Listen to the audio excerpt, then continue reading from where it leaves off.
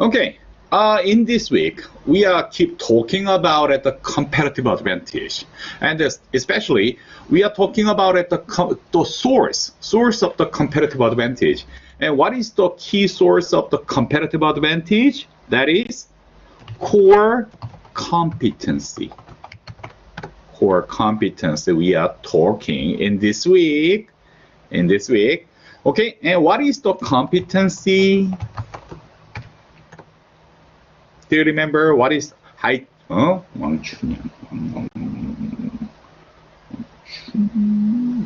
Christy. Yeah, not Crystal. Okay, Christy. Okay. Hi, Christy. What? No, not. Okay. What is competency? I'm on. Yeah, please come. What is competency? Anybody remember? What is the core competency of the human being? Competitive advantage is related with the organizational capability or organizational something, okay? But however, that is come from the core competence of the human being. Exactly. What is the KSAO? What is KSAO? Okay. Core competency is the human KSAOs. What is the KSAOs?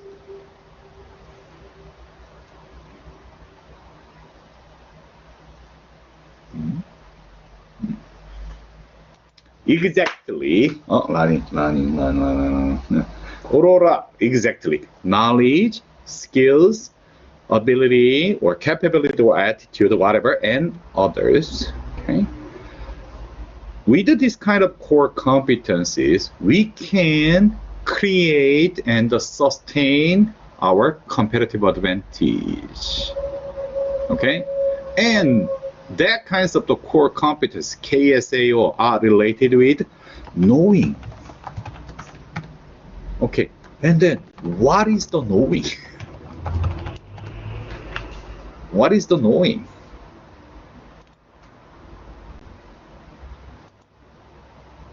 We keep talking about it. Okay, whatever. So last class, and then last week we learned about the resource-based view.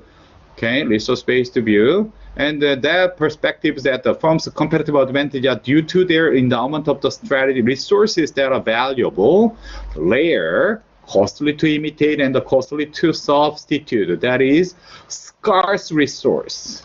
And the strategy management is nothing but how we want to create and sustain the scarce resource. What are those scarce resources?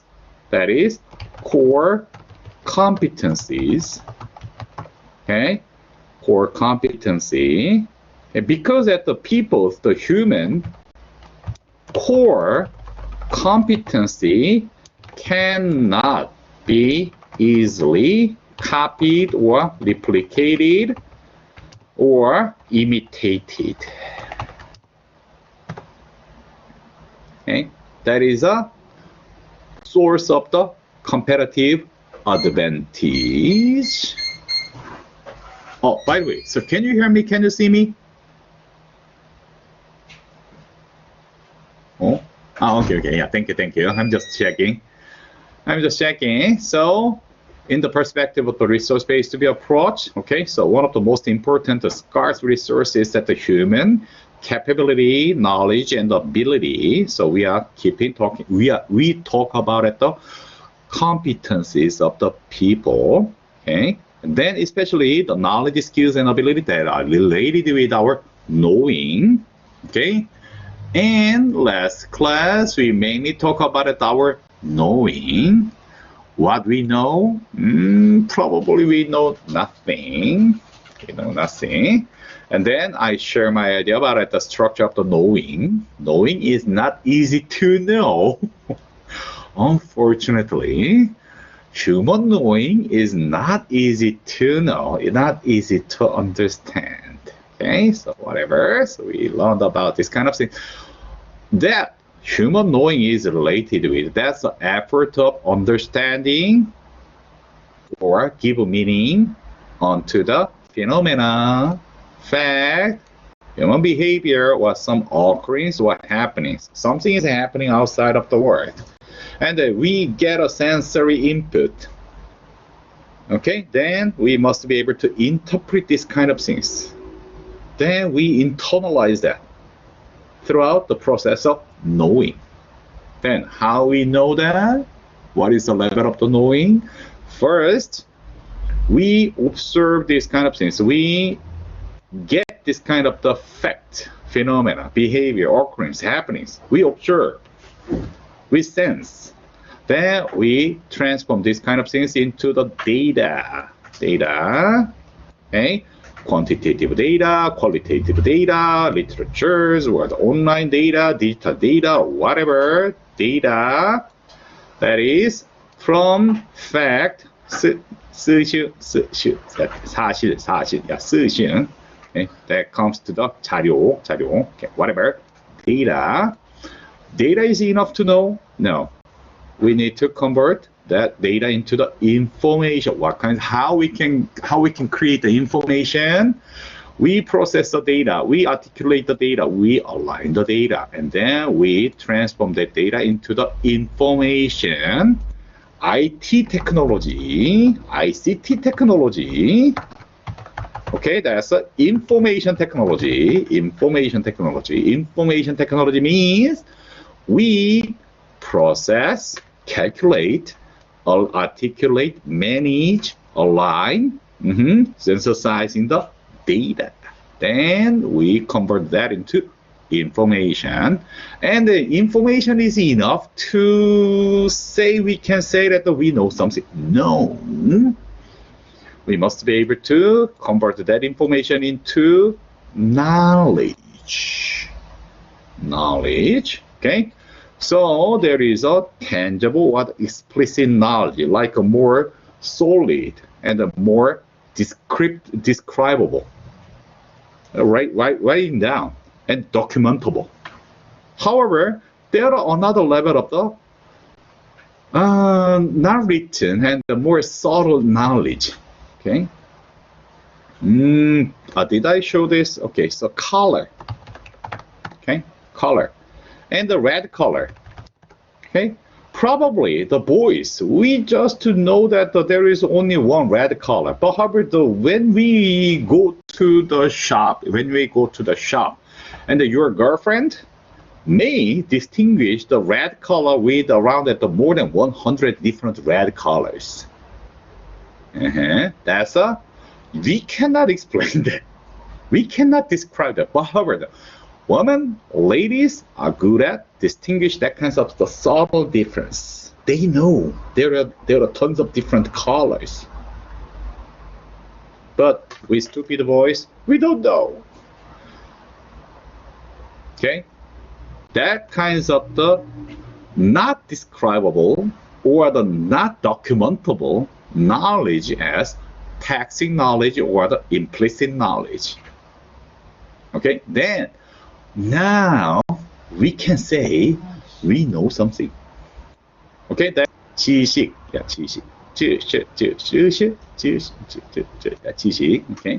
okay, whatever. However, knowing something is enough? No. We need to be wise enough to solve a problem. That means we need to have a knowledge with actions, experience, execution, doing, learning by doing. That is related with action, execution, doing. We learn by doing. We call that is expertise. Okay? Do you remember the 10,000 hours and the 10 years of rule from the Malcolm Gladwell?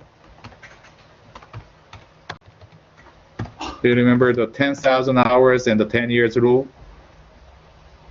Okay, Malcolm Gladwell. In order to become an expert in a certain specific field, at least we need 10,000 hours and 10 years of the work experiences. Then, when you become an expert, maybe within a blink, you can identify something is good, something is bad, something is wrong. Okay, that's expertise. Whatever, we need to get wiser. And we need to get wiser. Okay, we call that is a 지혜, 지혜.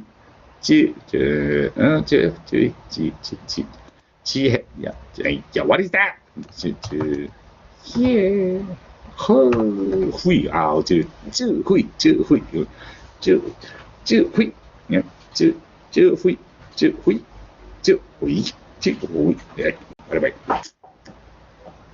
Hey.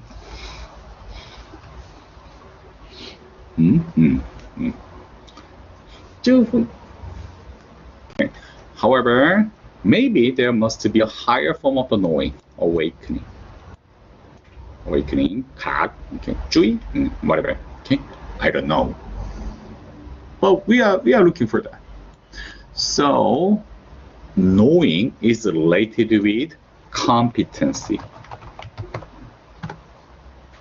And then we get to know, we understand there are different levels of the knowing. We are looking for this. Integrative understanding. Just having a data? No. Just having an information? No. Just having a knowledge? No. We need to searching for the wisdom and the insight.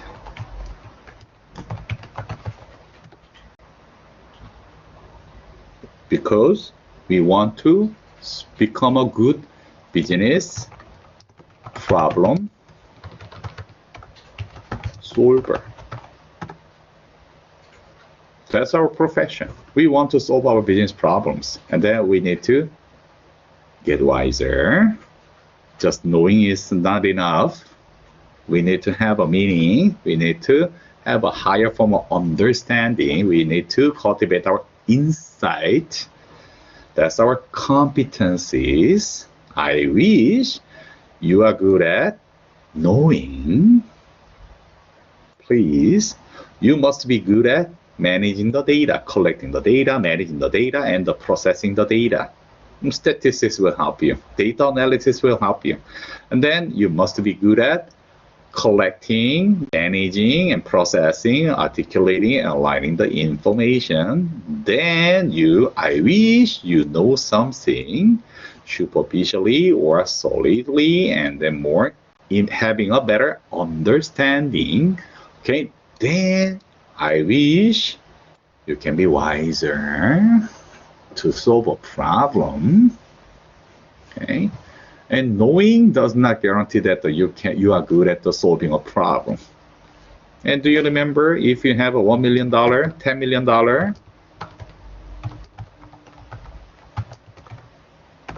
okay, then you can invest one or two, one MIT MBA graduate. Okay, recently the one guy just graduated the MIT, new graduate. Versus, normal graduate, okay, normal school graduate, okay, and then 10 years of success history in finance field.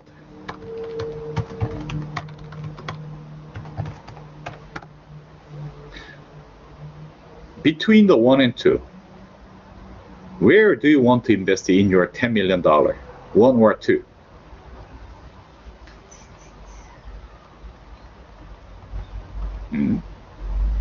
Newly graduate MIT MBA graduate? You graduate of the MIT MBA program? Or just normal, but he's not very knowledgeable, but from around of 10 years, and he made a history of the good success in the financial investment. Where do you want to go to invest your $10 million? 1 or 2? Weber? Thank you. Mon, absolutely. Absolutely. I would like to go to 2 because the number 2, he will give me a more insight and wisdom. And he is good at solving my problem.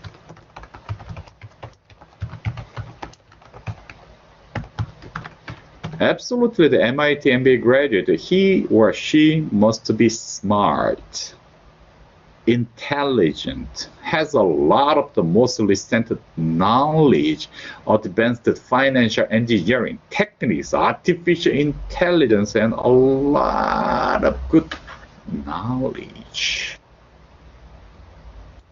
But that does not guarantee the solving my financial problem. We need to learn by doing. That's the process of we are becoming wiser. We are getting more competent. We are getting more competent. Okay, good. That's our summary.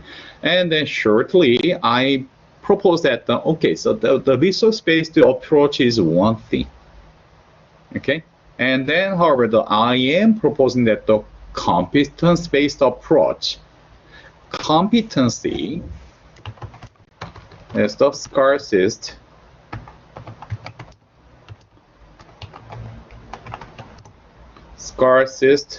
resource. What the hell is the competency? Knowledge, skills, and something. Okay, that's one thing. We will go forward. However, yeah, to understand that kinds of competencies, maybe we may have a stepping stone to understand what the hell is the competency. And then I propose that the multiple capital approach. Maybe we'd better to cultivate this kind of the multiple capitals. Money is one thing. Money, the currency, coin, or tangible currency form of the money is the financial capital. Everybody loves to do that. Everybody loves to have that, the more financial capital. However, how we can create this financial capital? And according to Karl Marx, what is the capital? Marx said, Marx, okay, Karl Marx defines, okay, so capital is what? Do you remember? Surplus? Okay, so capital is a surplus. And what is the source of the surplus? What is money? What is capital? Surplus is capital. What is capital? According to Karl Marx, scientific communism, scientific socialism, what is that? What's the definition of a capital according to Karl Marx? I said. Huh? Did I say that? Exactly. Time, okay, maybe labor time is money. Because at the labor time of the labor workers is the source of the surplus. So according to Karl Marx, he defines that the labor time is money. However, many other scholars, we propose that another source of the capital, financial capital, is one thing. Okay, that's clear. And however, there is an intellectual capital like organizational capital, spatial, the social capital, whom do you know, and the human capital, that is mostly related with competency equal human capital equal KSAO. Okay, today we'll mainly talk about the human capital. Okay, the source of the core competitive advantage is the competency. Competency is the knowledge, skills, and ability that can be understood as a human capital. Okay, human capital, and then human capital, maybe that is underpinned with the psychological capital, physiological capital, and the spiritual capital. whatever, we mainly talk about human capital today. Because that the human capital is creating the human competency. Human core competency create the competitive advantage. And those kind of the human capital is not easy to replicate. It's not easy to imitate it. It's not easy to copy. Okay, good. Yeah, out of here. Okay. The financial capital, okay, so we are managing the money and we are managing the people. So out of the managing money and the people, okay, which one is more easy to copy? Which one is hard to copy? Can you copy the human knowledge? Can you copy the human wisdom? However, money, absolutely, that's easy to copy. That's easy. Just money is money. However, human capital, can we borrow some brain? Not easy. Leadership, knowledge, ability, attitude, can we copy that? Human capital, we are talking. Whatever. So, human capital. We are mainly talking about the human capital theory. Human capital. Okay. So, however, here is my question. Human. Do you believe that the human can be a resource? Or human can be a valuable capital? How do you think so?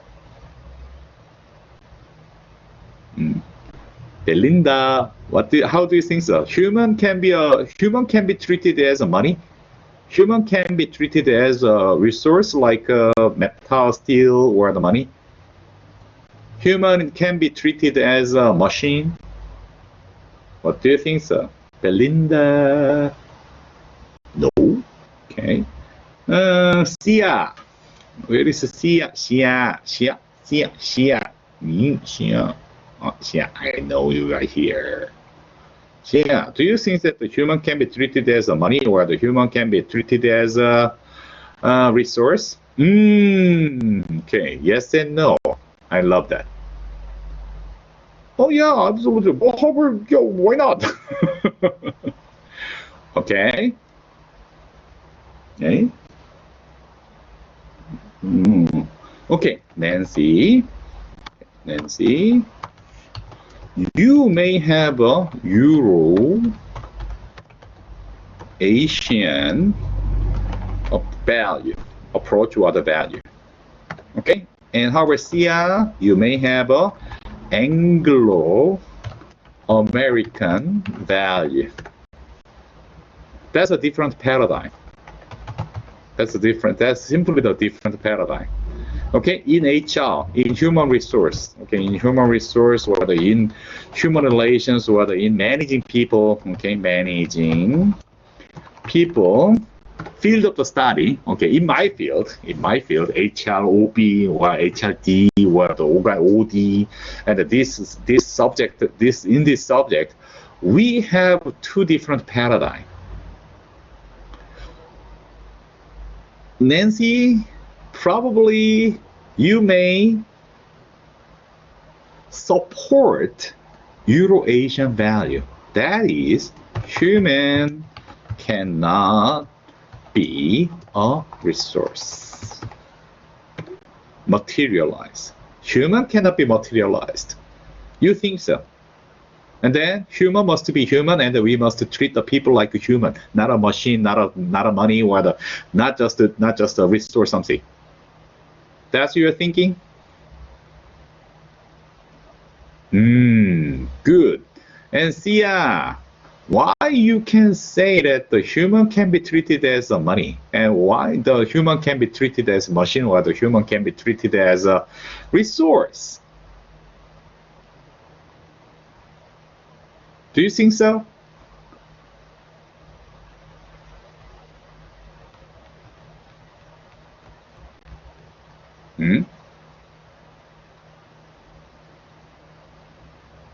Why not? If that is a valuable resource. Human is one of the most valuable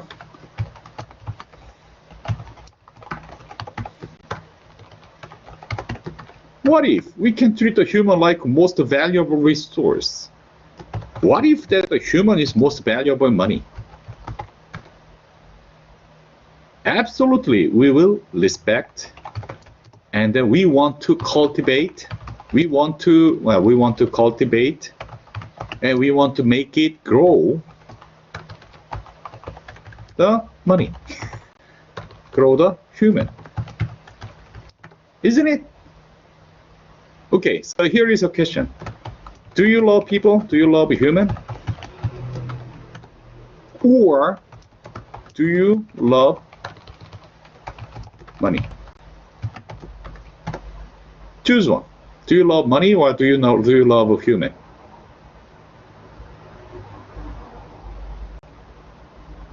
Human? Really? So then why a lot of people pretend they love money than people? People are ready to kill anybody to make money. So think twice. Think about yourself. Think about the word. Maybe you will not, but how about think about it, the business word. People love money or human.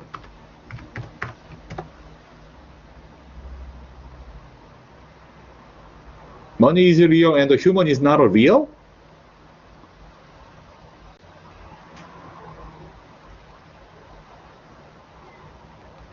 Money is real, but how about the human is not real?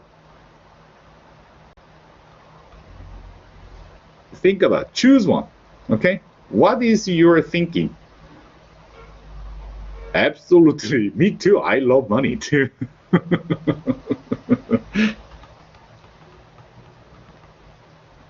That's the reason why we choose the business. What is the purpose of the business? We want to make more money. Okay?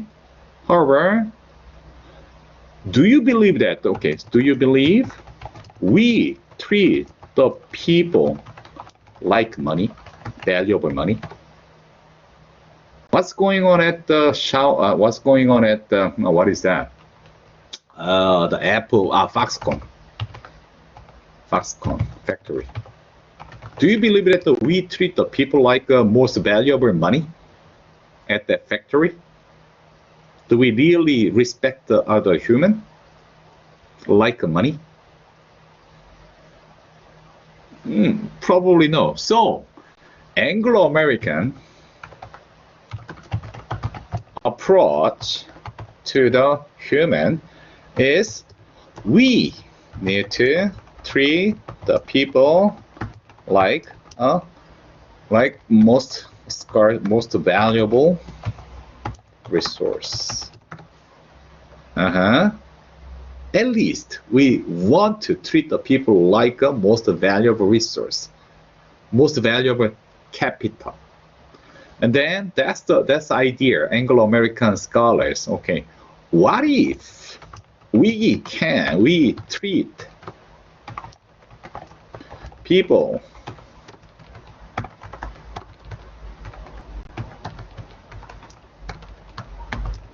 like a valuable resource?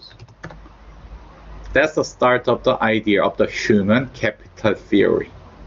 And what the hell is the human capital? And they define, not an individual, not a person itself, but however, they define, the scholars, and including the Becker, and the Becker and his colleagues, and they define that the human, not just the physical human, but however, they define the human capital as their knowledge, expertise, and skills and ability that is innate in a certain human. And then they define this kind of the KSAOs are human capital. Then what if we treat those kind of the knowledge, expertise, and the skills as one of the most valuable resources? Maybe we need to develop those kind of the resources throughout the education and training Do you believe that we can improve that our knowledge throughout the knowledge? We can improve the knowledge throughout the training and education.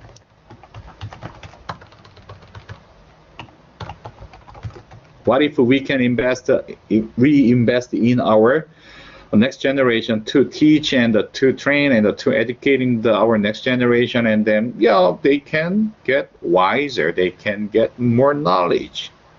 That's the reason why we provided the education and training.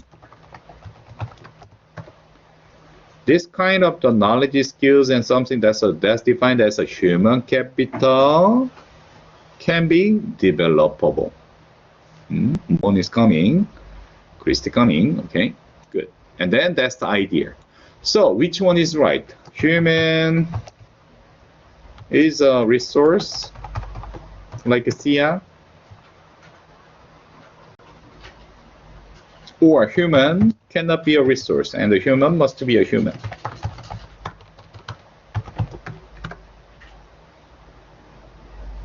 That's your choice, okay? However, we have two different paradigms. In Germany, in France, in Italy, in China, in Korea, in Japan, we treat the people like people. Okay, that's a Euro-Asian. That's a Euro-Asian value. That's a Euro-Asian value. That is the reason why in Germany, in Italy, in China, in Korea, it's not easy for us to fire somebody. Do you believe that we are easy in China? We can easily fire somebody? No, there is a very strict labor law, because that we have this kind of the paradigm. We want to treat the people like people. People like a human is a human. Now, don't materialize that the human. However, do you believe that in the U.S., have you ever heard about it? Okay, so in the U.S., what's going on in the labor market? In the U.S.? Yeah, recently, more than 10 million people lost their job, and the U.S. companies fired a lot of people. Why? They can do it. Anglo-American law, Anglo-American regulation, and they can fire everybody. They can fire anybody for any purpose, because for them, human is a resource. Human is money. Human is machine. Why not? Any problem? No problem. Because if they need somebody, they will immediately hire somebody else. Which one is better? I don't know. Who cares? I don't know. It depends. It depends. But based on the human capital theory, okay, we want to respect the human knowledge, expertise, and the skills. At least we must be able to treat the people like a valuable resource. That's the fundamentals of the human capital theory that come from the Anglo-American countries like US, England, Australia. But Australia is someone, yeah, okay? But however, in Germany, in Italy, in China, in Korea, we have a different paradigm. Humans cannot be a capital, money, or resource, but that's paradox. In the US or in England, they invest a lot of money in people development. While China, Korea, Japan, or the many Asian countries, we treat the people like machine, slave. Don't you think so? It's a paradox. Whatever, both are okay. Human capital theory is considered a branch of the economics, unlike the meaning of the traditional associated with the term of the labor, or human capital refers to the knowledge, expert, and the skills one accumulated throughout the education and the training. That is by Gary Becker, and he got a Nobel Prize because of this. In short, we'd better to invest our money in people development, education, and the training. And so far, China is good at. China is investing a lot of resources in developing next generation like you. Okay, whatever.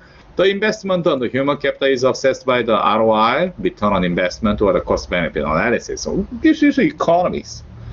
Anyway, by integrating the human capital theory and the resource-based view, you learned about RBV and the human capital theory.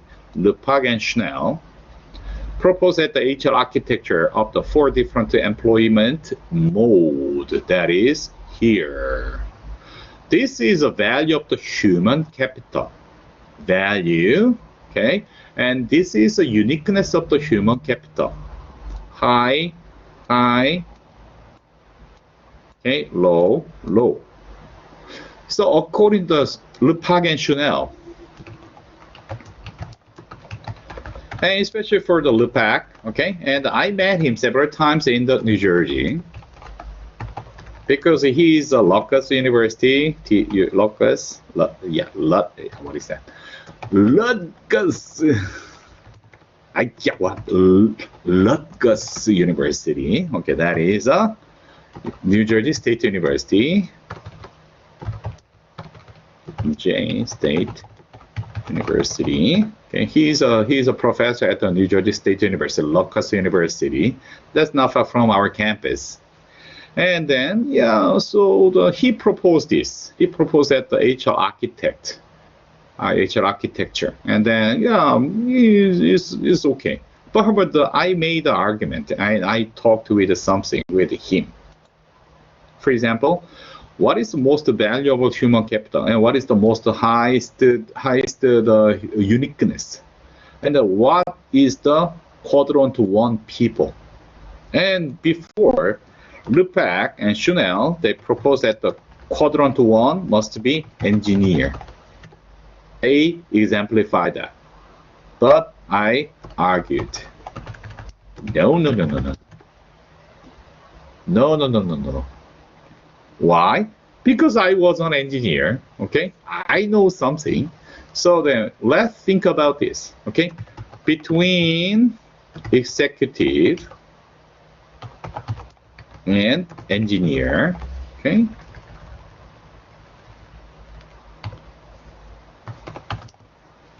Between executive manager or the manager and manager or engineer, who gets more salary? In general, in an organization, who gets more salary between the executive or manager or the engineer? Who gets more salary? Hulda. Let's see, absolutely. Manager. So then, can we say that the engineers has a more high value of the human capital than the manager? No, that must be low. Engineer must be here.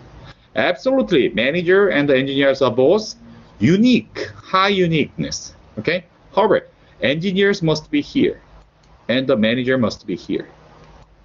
That was different from the original idea of the Lepac and Schnell. And they exemplified this quadrant 1 must be an engineer, because that the engineer create more value, and then absolutely. But in reality,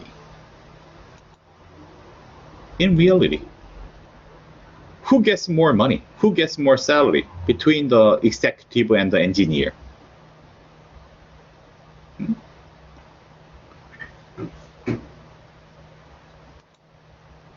Executive or manager? Absolutely. So that who is more valuable, manager or executive? Because they get more salary. Okay. So then, anybody? Okay. So if I ask this question, okay, between the engineer and manager, who is more valuable?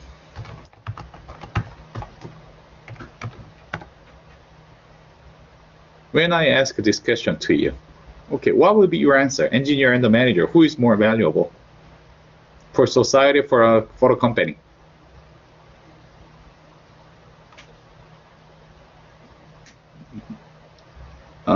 Mandy.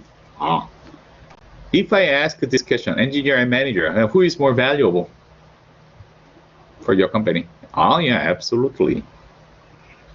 Absolutely. Okay. And however, in your society, in China, okay, in China, if you are a China, okay, who is more valuable resource? Who is more valuable person between the engineer and a manager?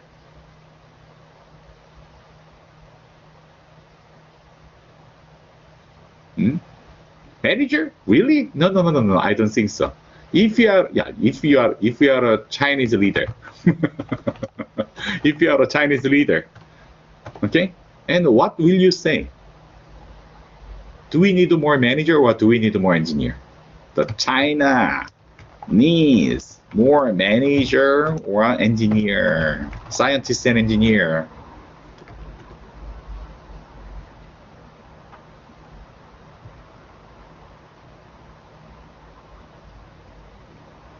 Why?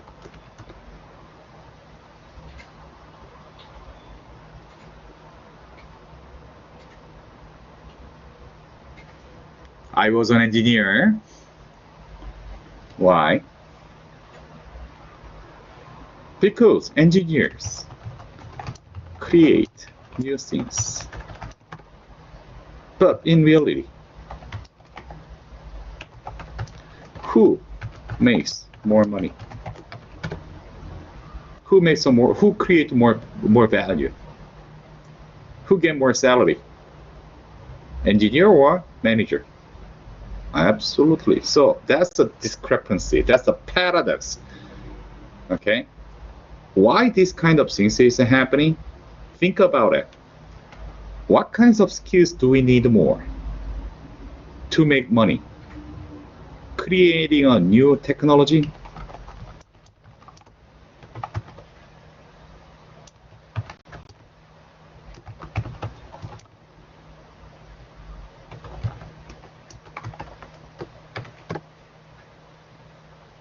Which one create more value? Creating a new technology or the managing things well?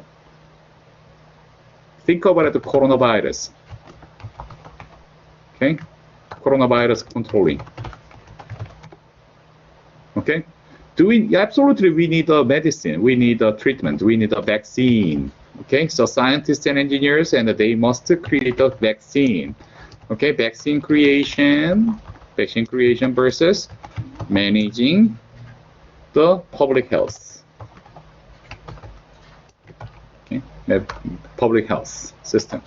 Which one is more immediate and which one is more valuable? Which one is more easy? Which one can solve the problem more better? Vaccine creation or the managing public health care? I am asking about a technology versus management or business. Which one is more immediate? And solution, solving the problem. Which one can give us a more immediate solution, technology or management? Choose one. What do you think? That is the reason why managers or the executives get more money, because we create more value. Any problem? No problem. That's the reality. But however, the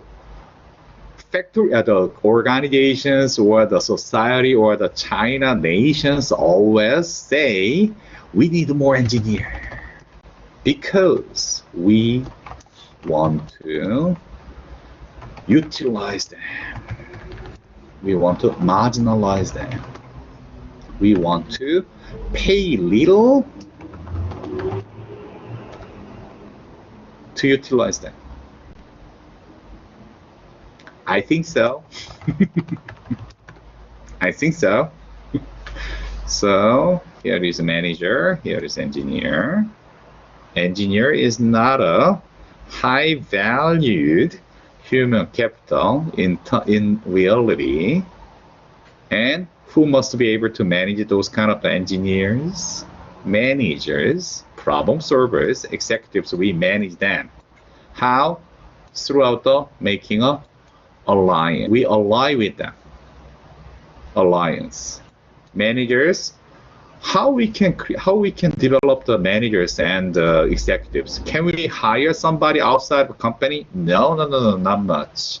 Most of the managers and executives are developed inside of a company, inside of a society, inside of a nation. Absolutely. And can you imagine this?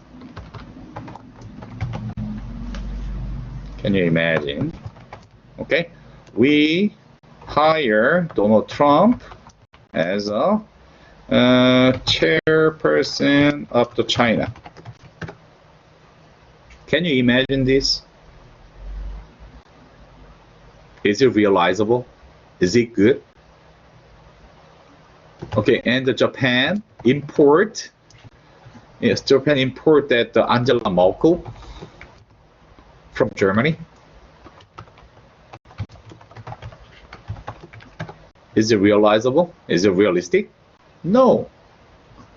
We need to develop our manager, executive, and leadership. Okay? We must develop those manager, executive, and leadership inside of our society, inside of the organization. That's the internal development. That's the internal development. Got it? Highly valued and highly unique the human capital, like a managers or the executive, that we must invest in people to develop them inside of the society, inside of the organization. That's the only one way to develop the people, most valuable and most unique people. Okay? And however, there is expertise, there is an expert like accountant, the lawyer. They may have a high value, but however, they are not unique. Because how many accountants we have? If we can give money, okay, so maybe we can hire any accountant outside of the company. Lawyer, absolutely. The form of the HR management is acquisition. We acquire and we dismiss. Okay, good. Low valued and low, not unique labor workers. Okay, labor workers, contract. This is contract. So, according to the definition of the value of the human capital and the uniqueness of the human capital, we can strategically manage strategy management of human capital. Okay, this is a strategy HR, strategy human resource management, strategy human capital management. This is how we treat the people like a strategic asset. Okay, this is somewhat theoretical. This is somewhat theoretical. And in order to secure the most scarce resource like the human knowledge, skills, and ability, we need to be able to attract, develop, and retain the human capital. Attracting, hire somebody, and developing, training somebody, retaining, absolutely, we must be able to keep our people. And yeah, many of you pointed out, okay, so what is the problem of the WKU problem, okay, in terms of the people? High turnover rate. Okay, many of you pointed out, right? Of the faculty. Faculty is a high turnover rate. Okay, and yeah, many of you pointed out, and that is true. But however, why? Why we have a high turnover rate of the faculty members? Why we are failing in retaining the human capital? Why? Somebody can say? Why we have a high faculty, high turnover rate? Because we do not treat the people well. WKU just abuse and the WKU torture the faculty members, the teachers. Why? Somebody can say, oh, that's okay. I will not say anything.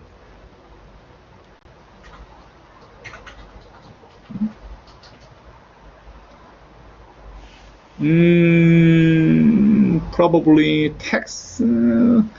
But for me as a Korean, no, I have no problem in the tax. Only the Americans, a few number of the Americans has a dual tax problem. But that's not a big deal.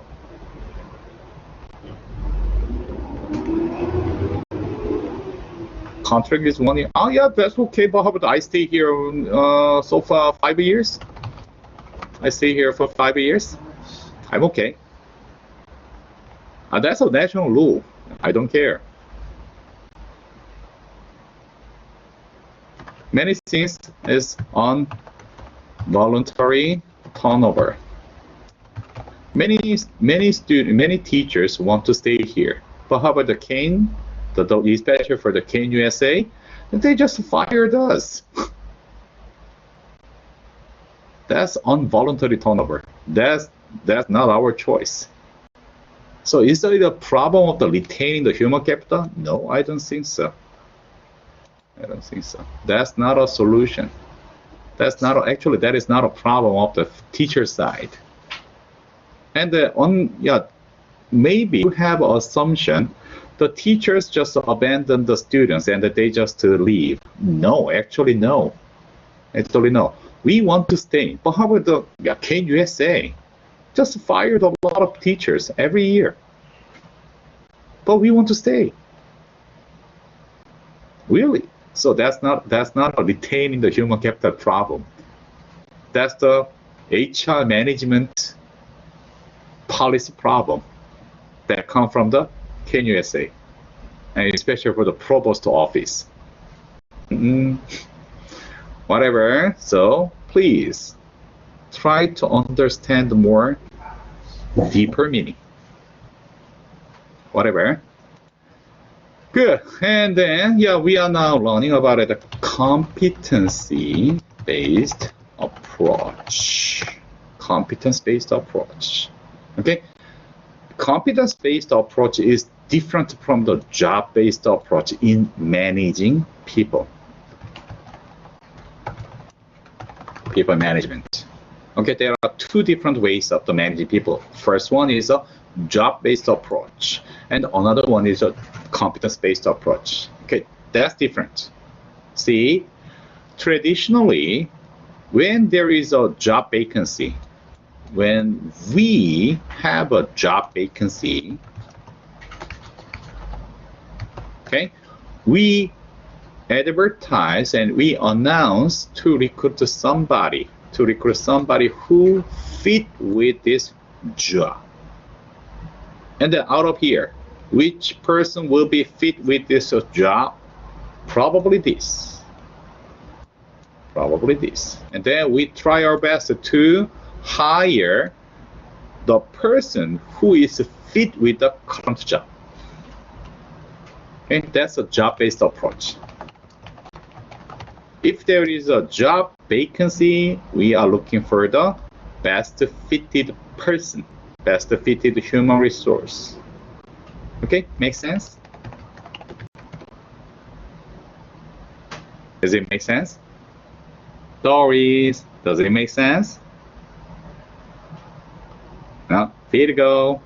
Yeah, thank you. That must make sense.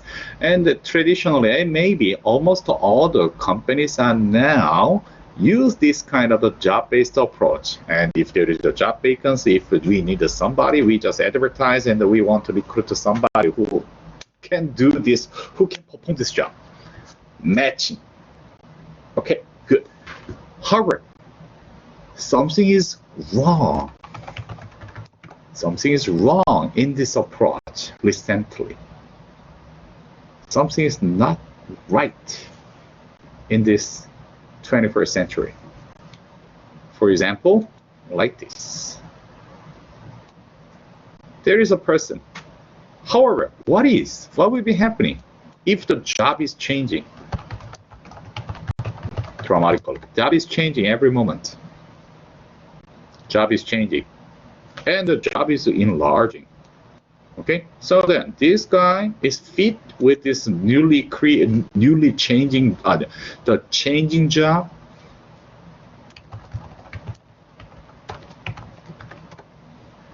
No, probably no. Okay, for example, banker. Do you know the banker? Okay, and around 20 years ago, and one of the most important skills, competencies to become a good banker is somebody must be able to use abacus. Do you know the abacus?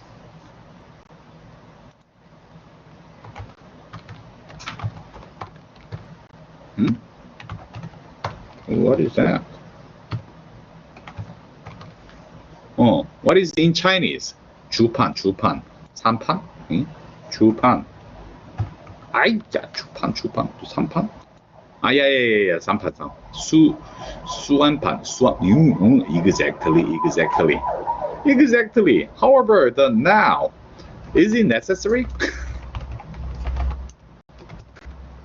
Now, to become a banker? No. Now, what we need to become a good banker, you must be good at using computer. Absolutely. Good. What will be happening in 10 years? Computer? In 10 years, what will be happening? What do you expect? In 10 years, do you need to be good at using the computer? I don't think so.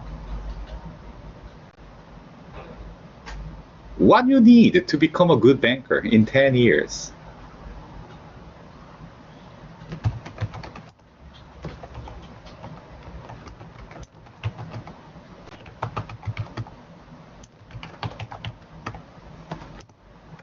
Probably, I guess, in 10 years, you must be good at using the mobile artificial intelligence machine. I think so. And the computer will be gone. And in 10 years, you must be good at using this tool. Not now. Now you must be good at using the computer, Microsoft Excel, something. But in 10 years, you may need to change, adjust, or fit your competencies according to the change of the job nature. We call this is a competency-based approach.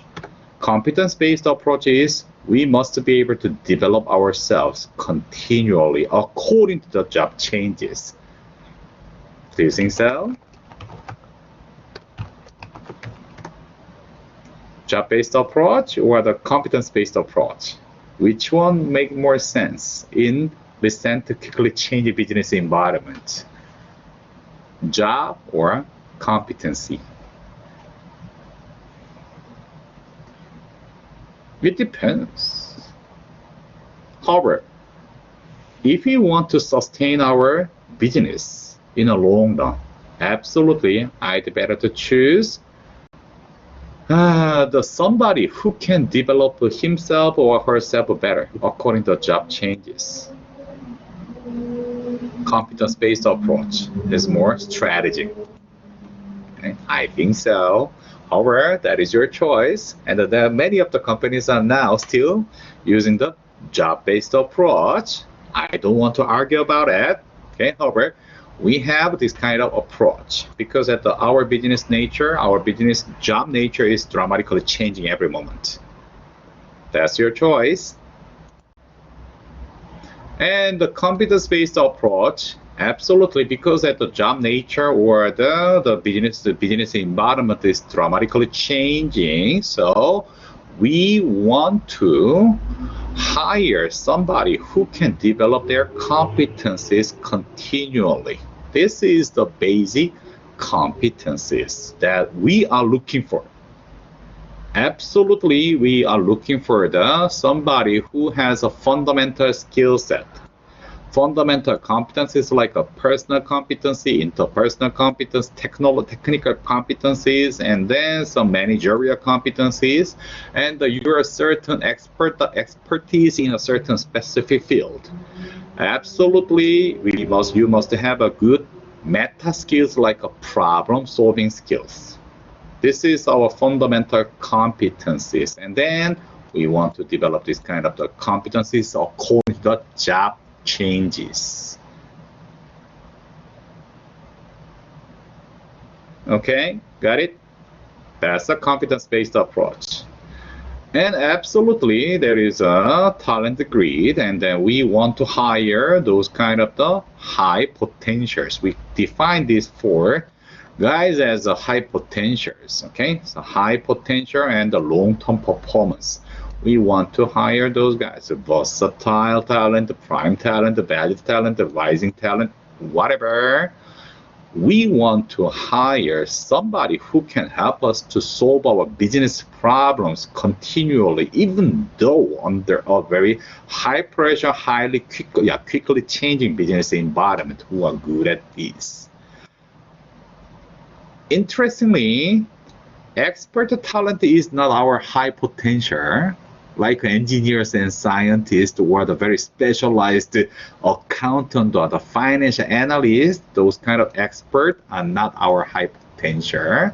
We are looking for the complex, we are looking for the problem solvers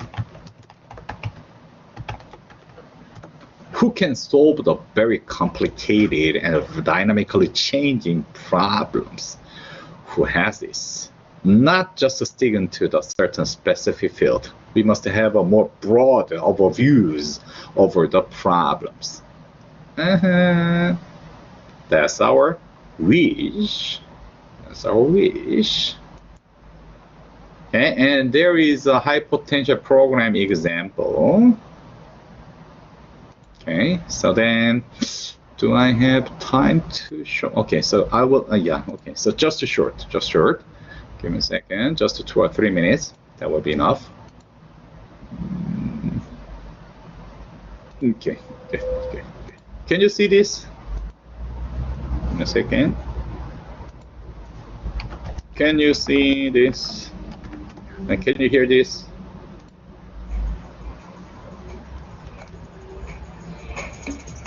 Okay. High potential program. Okay.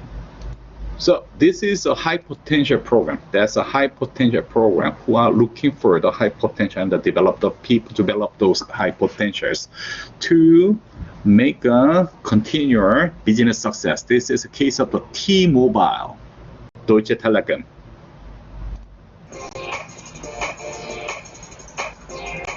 High potential programs very often promise heaven and earth, and then they turn out pretty mediocre.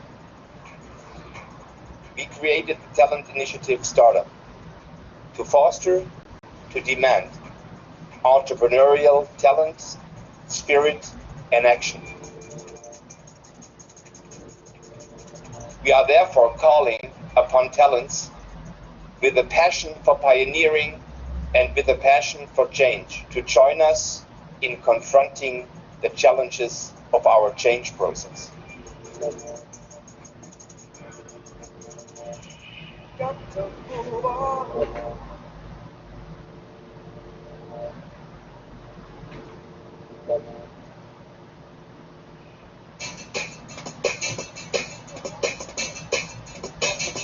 We at Deutsche Telekom live from customers. It is mandatory in a customer-driven company that you start your career in sales.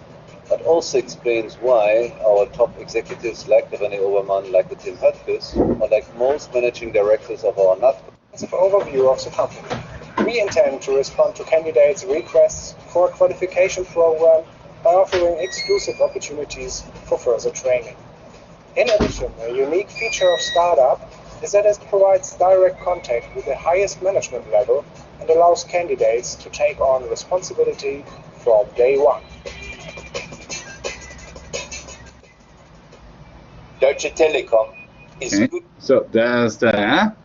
And a long story short, okay, so yeah, I was a part of the high potential program when I was at the Bosch. And simply saying, the high potential program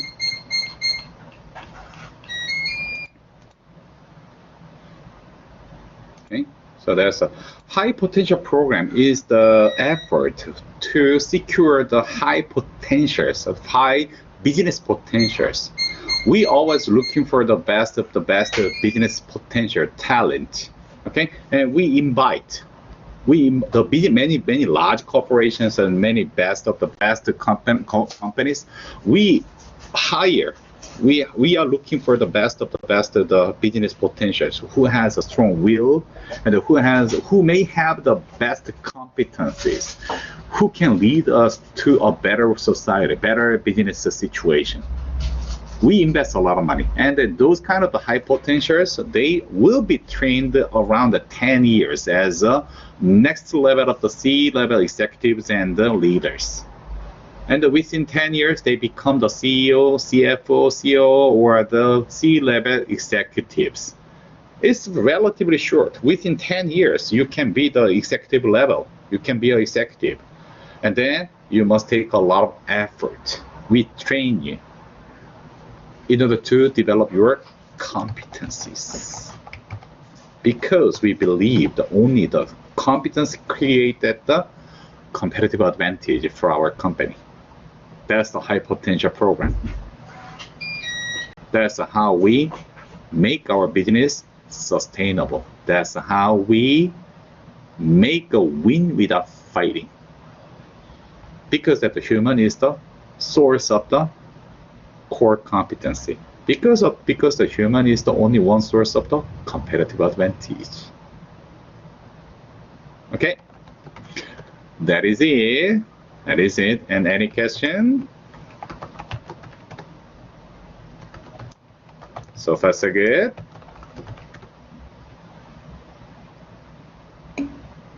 Okay, thank you, Weber.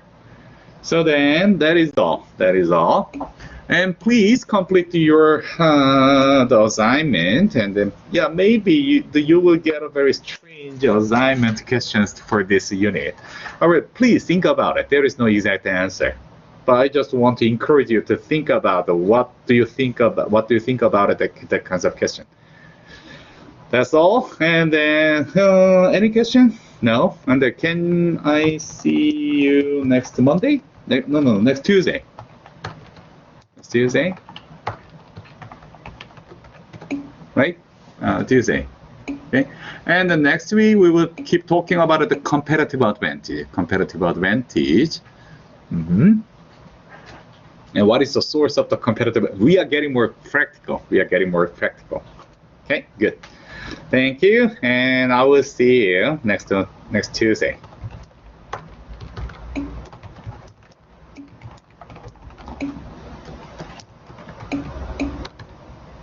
Okay.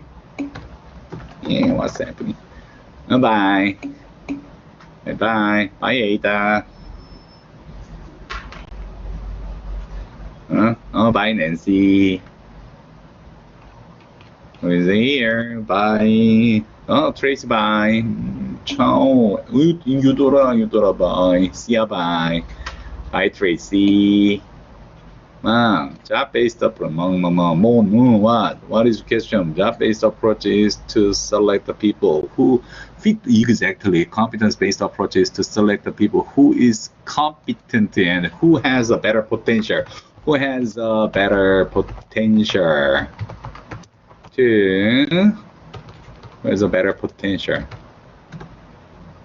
Is my spelling right? Okay. Who has a better potential? The high potential. Okay. Job-based approach is exactly what we want to hire, somebody who really fit with the job. But how about the competence-based approach is we are looking for the potential. We are looking for the person who can grow, who has a better potential, who can grow according to the job changes. It's dynamic. Okay. Okay, thank you.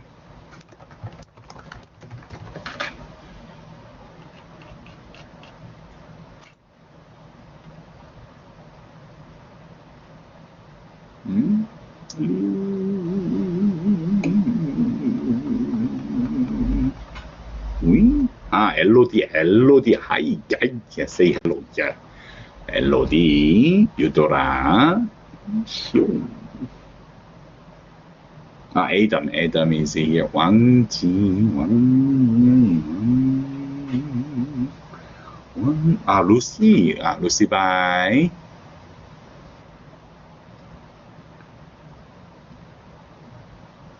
Who?